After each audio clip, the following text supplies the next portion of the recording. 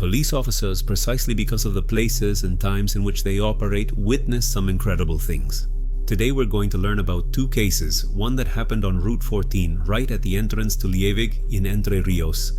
And then we'll go to Lucila del Mar, where in a specific area they found something that creates a mystery. And it might possibly be the answer to everything that manifests in this place. Stay until the end. These two stories are truly unmissable. Welcome. I'm here to tell you a story. An event that happened to me about 20 days ago. And even now I keep asking myself questions, and just talking about it scares me. Let's be honest, because being a police officer has nothing to do with being afraid, right? And even more so with these paranormal things that tend to happen to us, those of us who are out there, 24 hours a day, all night long, right? That time my day started, as usual, very early. I left home at 4:30 in the morning in Villahuay. To be more precise, and since I don't have my own vehicle, I usually hitchhike. Surely many who hear this story have seen uniformed personnel from different provinces getting around this way on the road. It's something quite common.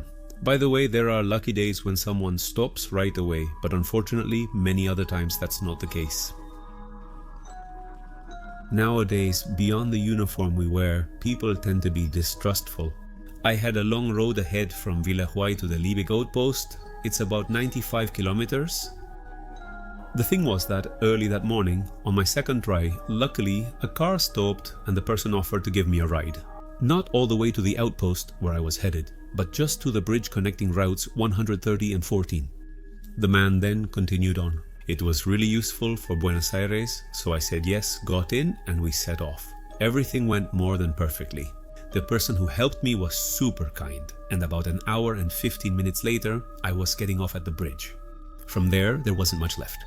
It's about 7 kilometers more or less, but honestly it was winter and it was really cold, and doing them in total darkness walking along the side of the road is a risk. Therefore, if you can get transportation, you understand that it's much better. A few minutes later, a car passes by, I stick out my thumb and it stops, but it turned out it was going to Concordia. So at least he offered to give me a ride. About 2 kilometers ahead, right at the entrance to Liebig, and from there I could walk or keep hitchhiking. Of course that worked for me, so a little while later I was standing there. At this roundabout, where the access to Liebig begins, which, by the way, is a gravel road with lots of trees on both sides, without any street lights, so you can imagine that even though it was nighttime, it was completely dark. The idea was to stay there for a while, waiting to see if a car would pass by, and if not, start walking to the police station. He stayed there waiting for a vehicle to pass by. As I said, in that place there was one street light, heavy fog, it was very cold, and between 5:40 and 6 a.m. everything was dark. Well, I waited, I turned on the flashlight that I always carry with my uniform, and I started shining it everywhere. Just as a precaution, I turned off the flashlight and I heard some footsteps. I heard some footsteps coming down the roundabout, right? Like someone coming down from Concordia, I shined the flashlight, it's one. Apparently, it's an older woman dressed in black, because I could tell she was older by the way she walked. An older woman, you could see her black hair. Short, petite, I guess she was about 1.60 meters or maybe not even that tall. I'll tell you the truth, she walked very, very, very strangely, like an old lady who drags her feet. Even though there wasn't much light, I could see her very clearly thanks to my flashlight and because she walked right by me. No more than a meter away, she kept her eyes on the floor, dragging her feet, as if it was hard for her to move. I'm always in the habit of being polite and courteous, so I greeted her and said, "Good morning, it's really cold, isn't it?" And you know what? She answered nothing. She didn't say a single word. She did stop for a second though, and then kept walking the same way without changing direction. And this is where everything got a lot stranger and it made my blood run cold. And I invite anyone listening to this to look at the map to see what the area is like, to understand why I was so shocked. I never stopped shining the light on her, and I just watched as she walked away. She was probably 7 or 8 meters from me, not much more. And I see a car coming down from the highway heading toward Liebig. I quickly signaled with my flashlight and tried to hitchhike, but they didn't stop. Although the most impressive thing was that when the car turned, it shined its lights on the woman, or rather where she was, because at that moment she disappeared. I looked away for just that split second while the car passed by, and that was it. Therefore, it was literally impossible for her to have walked away or hidden somewhere. Let me make it clear that she was a very old woman from what I could see, and as I mentioned before, she was about 8 meters away from me. I shined my light everywhere, but she was gone. There was no trace of her. And I admit that I can't say I wasn't scared. I realized right away that I was in the presence of something supernatural, and the question I asked myself at that moment was whether it was something good or something bad. It was impossible to know. What I was sure of is that it disappeared in front of me, walking in the same direction I had to go. Therefore, the uneasiness was even greater. And even though as a police officer I'm armed, we can surely agree that a revolver is useless against this kind of anomaly. What's more, that case that was on the news channel some time ago came to my mind.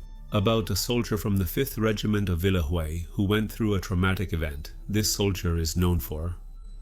Therefore, I didn't want to mess with the unknown, and I stayed alert and still in that place, waiting.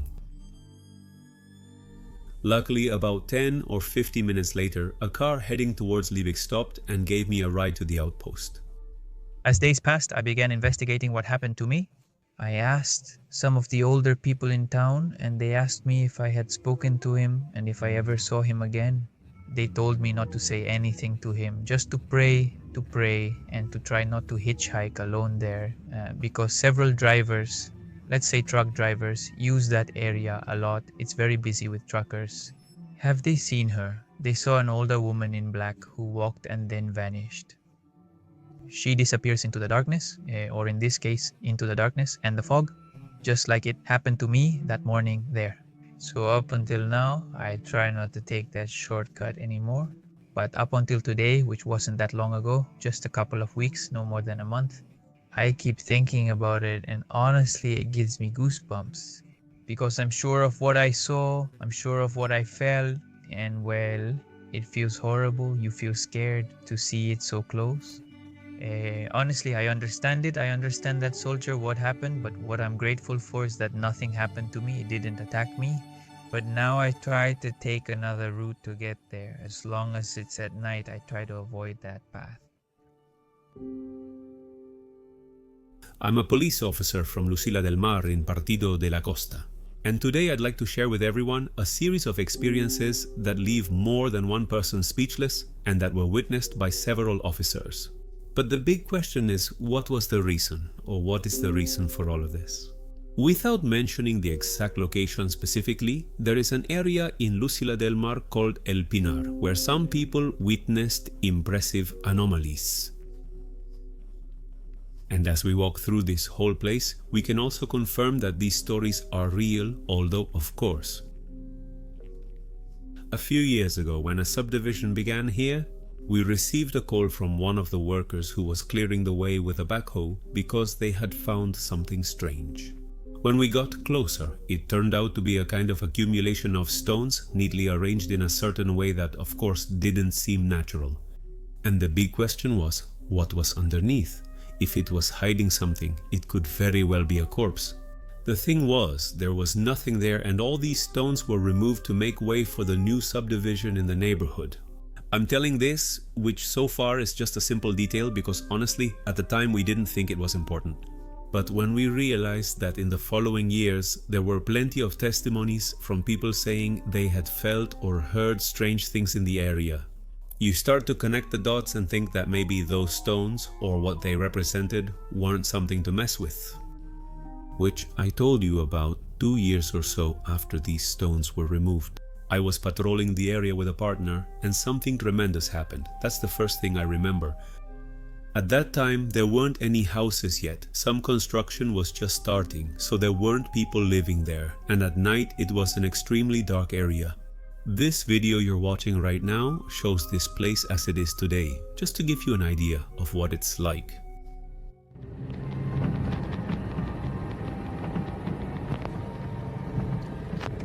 That morning, while we patrolled the area with the window open, I heard something on my left. Children's laughter, not just one or two, there were at least 4 or more. It was hard to tell, but this laughter was coming from an area where we knew perfectly well there was nothing. What's more, the nearest houses were far away, so it was hard to understand why there would be kids alone out there in the middle of the night. I didn't say anything to my partner because I really just thought it was because I was tired. But anyway, I shined my light in that direction and confirmed that there was definitely no one there. And what confused and amazed me the most, of course, was that minutes later at the station, my partner told me that he had also heard kids laughing. But interestingly, from the other side, as if these entities were trying to get our attention separately. It was something impressive. On another occasion, I was at the station, meanwhile my partner went out on patrol, and something very, very strange happened. The strange thing about all this, Andres, was the way my partner came in at that time. This must have been like I got off at 12:30 and my partner at 1:15, 1:20, he came in desperate. At first he was talking on the radio we use for 911 communication and he sounded frantic. My other partner goes out to see. He saw a cloud of dust coming. It was the patrol car. He saw my partner going as fast as he could. And he entered the station in a way that at that moment we couldn't stop him. He was desperate. There was no way to calm him down, and we didn't understand what had happened either. He had left the patrol car running in the middle of the street, ran inside, and was sitting on the floor against a wall as if trying to take shelter from something that, at least for us, we couldn't see. He finally calmed down, came to his senses, and told us what had happened. He was with the patrol car right by the pine grove in that place where those stones had been removed. At one point, he thought he saw a person's silhouette near a construction site. He suspected someone was stealing materials, so he stops, gets out of the car, and walks in that direction with the flashlight and the gun in his hand. According to what he said, out of nowhere, in a split second, a little girl about 8 or 10 years old appeared, more or less, from what he could see, but with a rather cadaverous appearance. Her skin was pale and her eyes were something terrible, completely dark. She hadn't done anything to him, but he was so shocked and scared that he ran off and got in the vehicle. The rest has already been told. And here I want to be clear about something. We took this as a misunderstanding, maybe due to a mix of darkness and our companion's own fatigue. We know paranormal things happen in the area, but as police officers, we have to act in a more rational way, looking for logic and making sure, above all, that the area is safe and free of anyone who might want to steal or cause harm. This is precisely our duty, so together with another colleague, we got into the patrol car and headed to El Vinagre. When we arrived, we got out and walked around the construction site where he claimed to see the shadow and the little girl. You know what we found? Nothing. There was no shadow, no little girl, and no one lurking around either. But just when we were finishing up our search, I stopped dead in my tracks because someone whispered in my ear. It was so clear it gave me chills, and I still get chills thinking about it. I didn't understand what was said, but I could feel the breath. I turned around, but no one was there. At that moment, my partner signaled me to the patrol car and looked at me when I got there. He stared at me and asked if I had heard anything, then told me not to lie to him. It turned out that both of us had felt the same thing. That whisper told us something we didn't understand, but we sensed it from the tone. Of course, it belonged to a little girl, and it was also clear that we weren't welcome. The strange thing is that we were at least about 30 meters apart when this happened. In fact, it was when we were leaving. Driving, I glanced in the mirror and could make out the silhouette in the dim light. Or at least that's what it seemed to me, a little girl in the middle of the street as if she was watching us while we were leaving. Other colleagues, and likely many others, saw this silhouette. Several houses in the area are now finished and typically used for vacations during high season and specific dates year-round. And although we don't know for sure, many who vacation in this place were surely witnesses, like us, to a manifestation that tries to show itself for some unknown reason, but we don't know what its purpose is. Thank you for reading to the end. I hope you enjoyed these stories. I want to know your thoughts and if you've experienced something similar. I'll leave the number down here where you can send your experience in audio format. It doesn't matter how many, it doesn't matter how long. You can add photos, videos, or anything you think is necessary to make your story as complete as possible. If it's selected and I have questions, I'll reach out to you. Friends, see you in a few days. Sending a big hug to all. Bye.